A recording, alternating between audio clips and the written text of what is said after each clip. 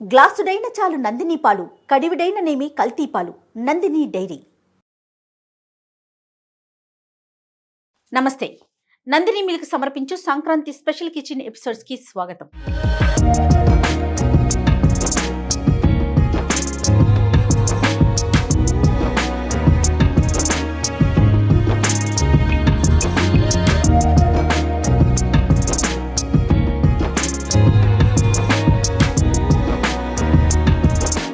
నమస్తే రమగారు. నమస్తే జయ. రమగారు, మన ఇద్దరం చక్క అవుట్డోర్కి వెళ్ళిపోయి సంక్రాంతి స్పెషల్ ఎపిసోడ్స్ వీటన్నిటితో పాటు మీకు నాకు మరి మీ పేరు కూడా కలిపేస్తున్నాను, ఫేవరెట్ అరిసెలు కూడా చేసి వచ్చేస్తాం చక్కగా పుల్లల పొయ్యి మీద మీ కళ్ళల్లో నుంచి నీళ్లు తెప్పించేస్తూ. ఎడిటర్ ఫోన్ చేశాడు నాకు, మేడం రమ్మగారికి కొంచెం ఒంట్లో బాగోలేదు అనుకుంటా కదా, ఎపిసోడ్ చేసినప్పుడు ఫీవర్ వచ్చినట్లుంది, బాగా కళ్ళల్లో నీళ్లు కనిపిస్తుంది, ఏం చేద్దాం మేడం, బాగా దగ్గుతూ ఉన్నారని. నీ దుంపదగా ఒంట్లో బాగోపోవటం కాదు, పుల్లలపై ప్రయోగం చేసాం మేమిద్దరం అని చెప్పి. బాగా మంటి మాత్రం వచ్చింది చీర వేడెక్కిపోయి కాళ్ళు కాలిపోయి. అదే చెప్పాను. సరే ఇంకా లాభం లేదు, ఒకటేదో ట్రెడిషనల్ గా చేసాము కానీ ఇంకొక 2-3 స్వీట్స్ చేసుకుంటే బాగుంటుంది కదా రమ్మగారు, అందుకని కిచెన్ లో సెట్ చేశానండి. ఈరోజు సంక్రాంతి స్పెషల్ స్వీట్ ఏం చేద్దాము? చక్కెర పొంగల్ చేద్దాం. సూపర్ ఈజీ, అందరూ చేసుకుంటారు చక్కెర పొంగల్ కదా, ప్రతి వాళ్ళు చేస్తారు. దేశాలను అంటే ప్రాంతాలను బట్టి కొంచెం కొంచెం కొంచెం కొంచెం మారుతున్నాయి. చక్కెర పొంగలేను కానీ చక్కెరతో చేయాలని ఒక సిద్ధాంతం. చక్కెర పొంగలో పాలు పోస్తారు ఇంకొంతమంది. అవునా రమ్మగారు? పాలు పోస్తారు. నేను వైజాగ్ తర్వాత అదే శ్రీకాకుళం వెళ్ళి చుట్టాల ఇంటికి, వాళ్ళు చక్కెర పొంగల్ వెరైటీగా చేస్తామని చిక్కటి పాలు పోయించుకున్నారు. పాలు ఎందుకు చక్కెర పొంగల్కి అని అడిగా నేను. మేము అలాగే చేస్తామన్నారు. బాగుందండి, బాగుంది. మనకి పొడి పొడిలాడితే అట్లా అనిపిస్తుంది కదా, కొంచెం మరి అంత శుద్ధగా ఉండదు కదా. అంటే మనం పరవన్నానికి పాలు పోసి చేసుకుంటాం, పరవన్నం వేరు, చూడటానికి చక్కెర పొంగలి వేరా కాదా? కొంచెం వేరే. సరే చూస్తాను నేను, మీరు చేస్తారు. నేనైతే పాలు పోయినండి, పాలు పోసింది వాళ్ళు ఎవరింట్లోనో వెరైటీగా తినడానికి బాగుంది. కానీ నా ఐడియా అయితే దేవాలయాల్లో ఏది పెడతారో మన వైపు అదే చక్కెర పొంగల్ని మనం సంక్రాంతి పండగకి ఇళ్లలో చేసుకుంటాం. పెద్ద పండుగ రోజున చేస్తాం ఎక్కువగా. ఓకే అండి. మా ఇంట్లో ఎవరైనా పుట్టినరోజులు పెళ్లి రోజులు అయినా మేము చక్కెర పొంగలే చేసుకుంటాం. అవునండి, రైట్. ఎవరిదైనా బర్త్డే అంటే చక్కెర పొంగలి. మేము మా విజయకాయ అయితే స్పెషల్. అయ్యో ఇవాళ మ్యారేజ్ అయినా చక్కెర పొంగల్ చేసి ఇచ్చిదాన్ని కదే అంటుంది, ఒక సెంటెన్స్ ఉంటుంది అన్నమాట. నేను గుడికి వెళ్తాను కదా నమ్మగారు, గుడికి వెళ్ళేటప్పుడు ఫస్ట్ ఏమో కోరుకుంటాను తెలుసా, దేవుడా ఈరోజు పులిహార ఉండాలి, లేదా కనీసం చక్కెర పొంగల్ ఉండాలి. ఈ రెండిట్లో ఏదన్నా పెడితే, చెన్నైలో ఎక్కువగా పెడతారు పులిహార ఎక్కువ కనిపిస్తుందండి, చక్కెర పొంగలి కనపడుతుంది, దద్దోజనం కూడా కనిపిస్తుంది రమ్మగారు. ఇక్కడ కూడా మన దేవాలయాల్లో కూడా కనిపిస్తుంది. మనం ఏం చేద్దాం, ఈజీగా సింపుల్ గా చెప్దాం. ఇంతకు ముందు కుక్కర్ లో చేసిన ఐడియా ఒకటి చూపించాను, మనం గిన్నెలో చేసుకోవటం కూడా చూపించవచ్చు. చాలా సులువు, జస్ట్ దాని మీద కొంచెం మనకి ఐడియా ఉండాలంతే. దీనికి కొలతలు, బేసిక్ కొలత ఏంటంటే మనం ఒక గ్లాసు లేదా ఒక గ్లాసు, ఎంత రైస్ ఎంత చూపించారు, ఈ గ్లాస్ అయినా ఈ గ్లాస్ అయినా, కప్ అయినా గిన్నె అయినా కేజీ అయినా ఏదైనా సరే, మనం జనరల్ గా ఇళ్లలో ఏం చేసుకుంటాం, కేజీల కొలతలు ఎంతసేపు తీసుకుంటాం, కేజీల కొలతలో కొలుచుకోం కదా, సాధారణంగా గ్లాసుల కొలత చేసుకుంటాం. నా లెక్క ఎప్పుడు గ్లాస్ లోనే ఉంటుంది. ఇంట్లో కేజీలు ఎక్కడ చేసుకుంటున్నామండి? కేజీలు కాదు, 100 గ్రాములు 50 గ్రాములు కొలతలు కూడా ఎవరి వల్ల అవుతాయమ్మా. ఓ గ్లాస్ చూపిస్తే హాయిగా ఉంటుంది కదా. అంటే మీకులాగా చెయ్యి తిరిగిన వాళ్ళు అనుకోండి, అలా వేసి ఇలా చేసేస్తారు. ఇప్పుడు మాకులాగా ఫస్ట్ టైం చేస్తున్నాం, సెకండ్ టైం చేస్తున్నాం అన్న వాళ్ళు చక్కగా ఎక్కడ తేడా వస్తుందని చెప్పి కొలతలు, అన్ని కొలతలు పెట్టుకొని వెయిట్ చూసుకొని మరి చేసుకుంటాం. మీరు ఉప్మాకి కొలత కొలుసుకుంటారా, అందాజుగా పోసేస్తారా నీళ్లు? ఇప్పుడు గ్రాముల కొలత ఎవరి వల్ల దానికి ఒక మెషిన్ సాధనం కావాలి, ఉండాలి. సాధనాలు వద్దు మనకి, గ్లాస్ కొలత పెట్టుకుందాం హాయిగా. బియ్యం ఓ గ్లాస్ బియ్యం, ఓ కప్పు బియ్యం అని చెప్పుకోమా. 100 గ్రాముల బియ్యం, 150 గ్రాముల బియ్యం అని చెప్తావా? లేదు, కప్పే. అందులోకి వెళ్ళొద్దు మనం. ఒక గ్లాస్ బియ్యం అనుకోండి, ఒక గ్లాస్ బియ్యం వండదలుచుకుంటే అందులో హాఫ్ కి కొంచెం తక్కువగా పెసరపప్పు వేయించుకోండి. మొదట ఇదిగోండి, పెసరపప్పుని సన్నటి మంట మీద దోరగా కలర్ వచ్చేలాగా వేయించండి. పెసరపప్పు రెండు రకాలు, ఇలా పచ్చి పెసరపప్పు బియ్యంతో కలిపి వండేసినా బాగానే ఉంటుంది, శుద్ధగా కలిసిపోతుంది. మనం పెసరపప్పు వేయిస్తే పెసరపప్పు భావకం కనపడుతుంది, కొంచెం డిఫరెంట్ గా ఉంటుంది, రుచిలో తగులుతుందా, కొంచెం తగులుతుంది. తర్వాత ఏంటంటే వేగిన తాలూకు వాసన వేరే పలవరింపు వస్తుంది, వేరే రకమైన వాసన. ఇది కూడా ట్రై చేద్దాం, అందుకని ఇది చూపిస్తాను. పెసలు కానీ మినుములు కానీ వేగితే ఒకలాంటి మంచి వాసన. ఉప్మా గురించి అడుగుతున్నా కదా, మ్మ్. అమ్మున్నారు మ్మ్. అందాజుగా పోసేస్తారు అమ్మగారు, రవ్వ నీళ్ళు అంట. నేను అట్లా కాదు, ఒక గ్లాస్తో రవ్వ పోసానా, అదే గ్లాస్తో 2 గ్లాసులు నీళ్ళు పోసి ఒక చుక్క అటు ఇటు అయినా బాగా రాదేమో అన్న ఒక ఫీల్. ఉమ్. అంటే లెక్క నేను చెప్తున్నా. అంటే నాకు ఒక చుక్క అటు ఇటు అయినా బాగానే వస్తుంది, కానీ నేను కూడా గ్లాస్ కొలతే పోస్తాను. ఓ 3 గ్లాసులు పోసేసాం అనుకోండి, అవును. పోసేటప్పుడు రవ్వను కొంచెం చూసుకోవాలి అంతే మనం. సన్న మంట పెట్టండి, మ్మ్. దీన్ని దోరగా వేయించండి. ఓకే. చక్కగా మన దగ్గర ఇత్తడి గిన్నె ఏదో ఉంటే అందులో కూడా వేసి కూడా వేయించేసుకోవచ్చు. ఇది ఒక పెద్ద గ్లాసు బియ్యానికి 1/2 గ్లాసు పప్పు, 1/2 గ్లాస్ కంటే కొంచెం తక్కువ, పూర్తిగా అరగా సగం సగం అని అనుకోవద్దు, కొంచెం తక్కువ వేసుకోవచ్చు. ఇదే చూడు దోరగా వేగిపోయింది పప్పు అవునండి. కదా. మ్మ్. స్టవ్ ఆపేద్దాము. మ్మ్. స్టవ్ ఉంచుకోవచ్చు, మనం జీడిపప్పులు కిస్మిస్లు అన్నీ ఇదే వేయించుకోవాలి కదా. ముక్కుట్లో వేయించేసుకుంటే సరిపోతుంది. చూడు ఇట్లా రంగు వస్తే బాగుంటుంది. ఇంకా గింజలు నల్లబడినివ్వకండి, మధ్యలో మాడు మొహాల్లాగా కనపడే అందంగా ఉండదు. అవును. ఓకే. ఓకే. మంచి వాసన కూడా వస్తుంది. వాసన వస్తుంది. ఇప్పుడు ఏం చేద్దాం, ఇప్పుడు ఒక గ్లాసు మన కొలత, కప్పు కొలత, హాఫ్ సగం పప్పుని మనం వేయించాం కదా, దీనిలోనే మనం జీడిపప్పు వేయించేసుకుంటే అయిపోతుంది కదా. వేయించుకుందాం. ముందు ఇందులో బియ్యం పోసేసి కడిగేద్దు, కానీ అవును. బియ్యం పెసరపప్పు 2 కడిగేసి ఏం పర్వాలేదు, వేడి దాంట్లో పోస్తున్నాను, నేను భయపడక్కర్లేదు. భయపడండి అమ్మగారు. శుభ్రంగా కడిగేసి ఓకే. మామూలు చక్కెర పొంగల్లో బేసిక్గా ఎండు కొబ్బరి లేదా పచ్చి కొబ్బరి వేయించిన ముక్కలు, జీడిపప్పులు వేసుకుంటాము. అవి 2 కూడా వేయించి పక్కన పెడితే ఇక మళ్ళీ ఈ మూకుడు పెట్టాల్సిన పని లేదు. అవును. ఆ చేత్తో ఆ పని చేయండి, ఎందుకంటే ఆల్రెడీ వేడికిపోయింది కదా, వేస్ట్ కాకుండా ఉంటుంది. కొబ్బరి ముక్కలు, మ్మ్. జీడిపప్పులు వేయించేసుకుందాం. వేయించుకోవడానికి ఈ మూకుడు పక్కన పెడదాం. వేయించుకోవడానికి నెయ్యి కావాలి కదా. మ్మ్.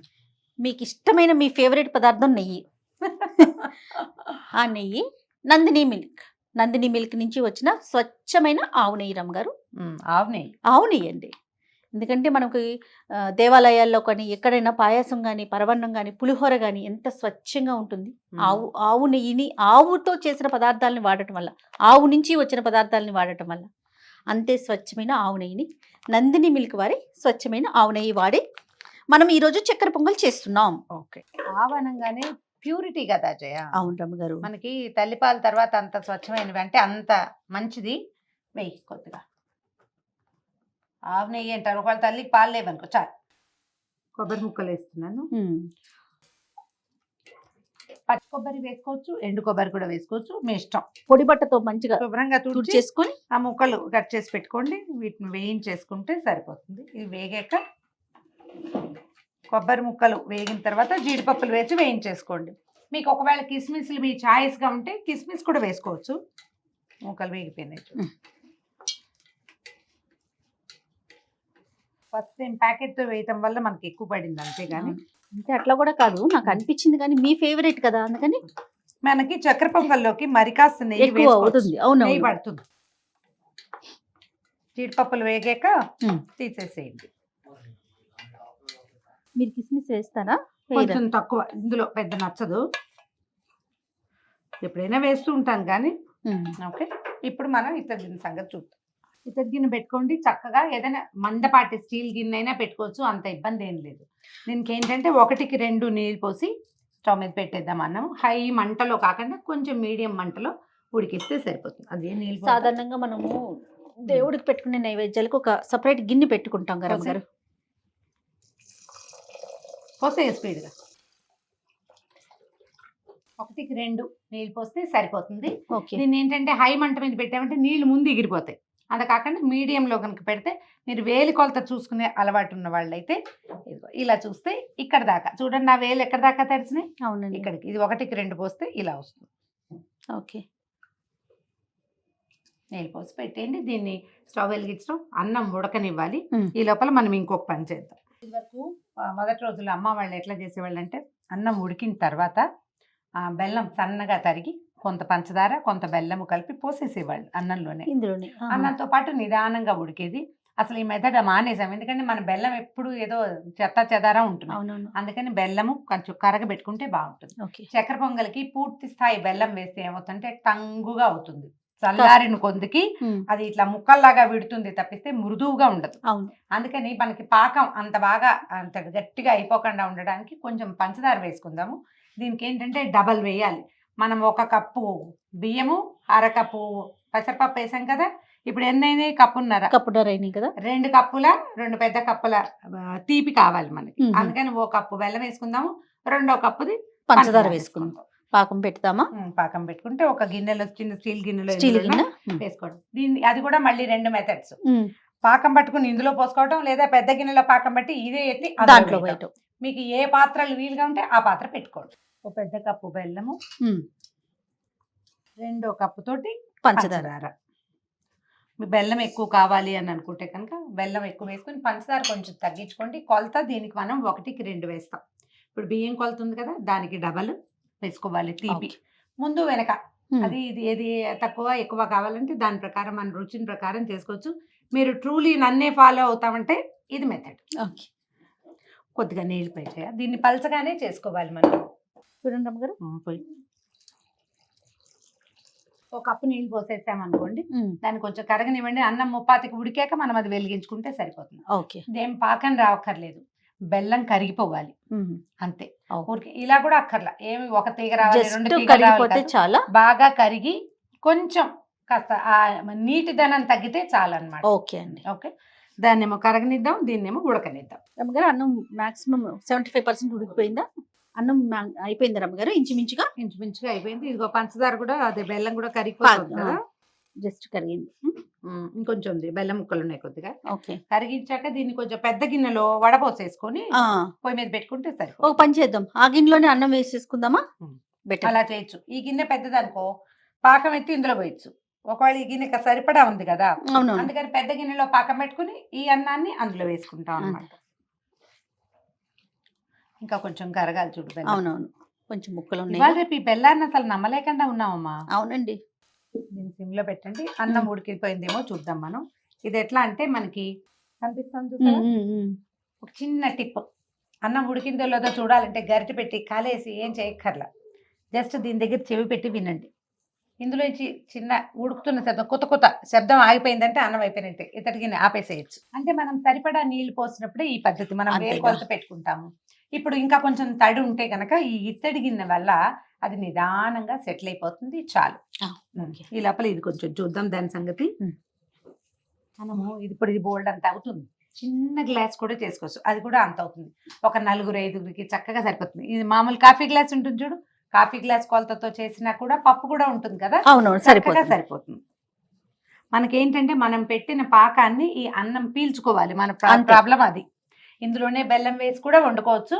ఇది ఈజీ మెథడ్ చెప్తున్నాను. అవునులేండి. జిగురుగా వస్తుంది ఇప్పుడే, పాకం రావటల్లా, జస్ట్ జిగురు అవుతుంది, చాలు. ఇప్పుడు ఆపద్దు, దీంట్లో వేసేస్తారా? వండుకోవటమే మన సంగతి. అత్తం ఇవ్వు, ఈ అన్నాన్ని వెత్తి పాకంలో వేసేద్దాం.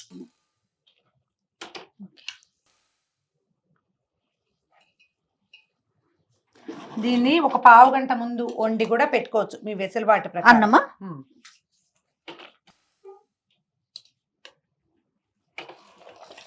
మెల్లిగా కుతుకుతలాడుతుంది. ఈ పాకాన్ని అంతటిని ఈ అన్నం పీల్చుకుని ఇది శుద్ధగా అయ్యే వరకు దీన్ని స్టవ్ మీదే ఉంచాలి. దీనికి ఏం చేస్తామంటే మనం కొంచెం నెయ్యి వడ్డించి ఆ నెయ్యి మొత్తం వాసన పట్టేలాగా చేయాలి.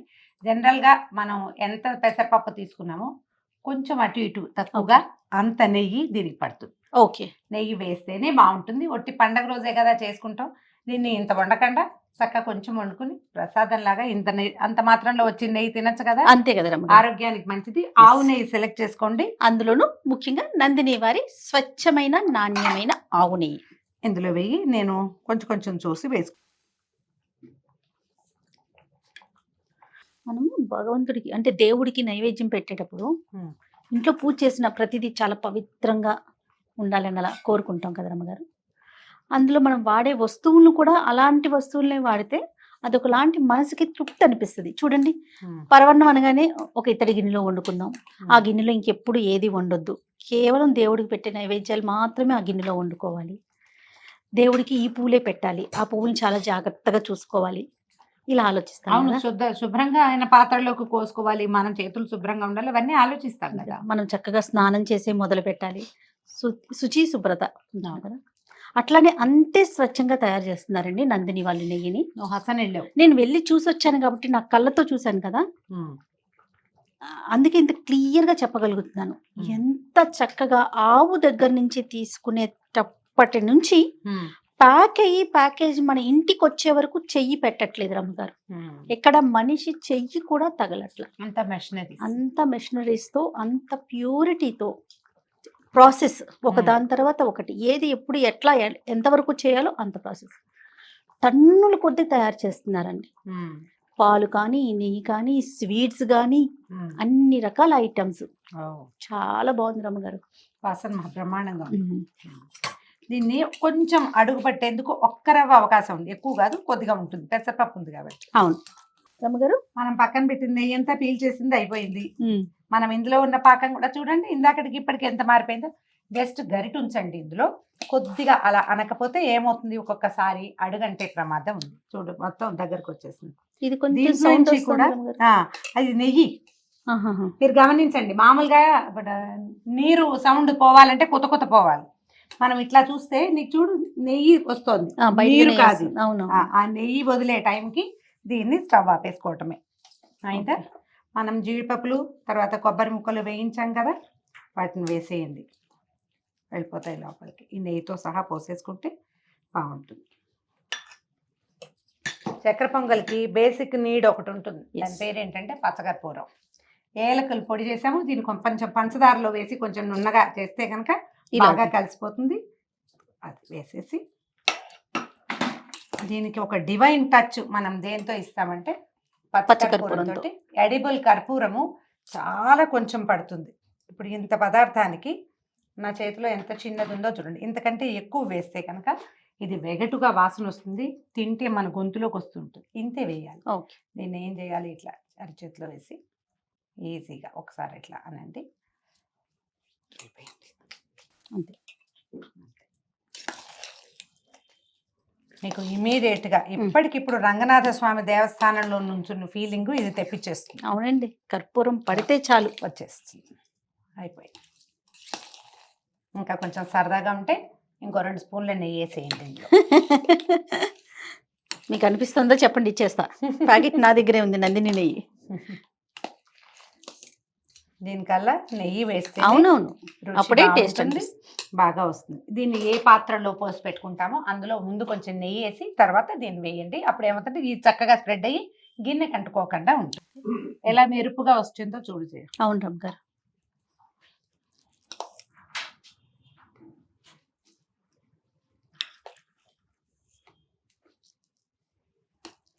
పైన కొద్దిగా జీడిపప్పులు కొబ్బరి ముక్కలతోటి మీకు కావాల్సినట్టుగా అలంకారం చేసుకోండి. దేవుడికి పెట్టేటప్పుడు అలంకరించకూడదు. ఇప్పుడు మనం ఈ బౌల్లో వేసి మనం దేవుడికి నివేదన పెడతాం అనుకోండి, అవును, పైన ఒక్క చుక్క నెయ్యి వేసి నివేదన చేస్తే సరిపోతుంది.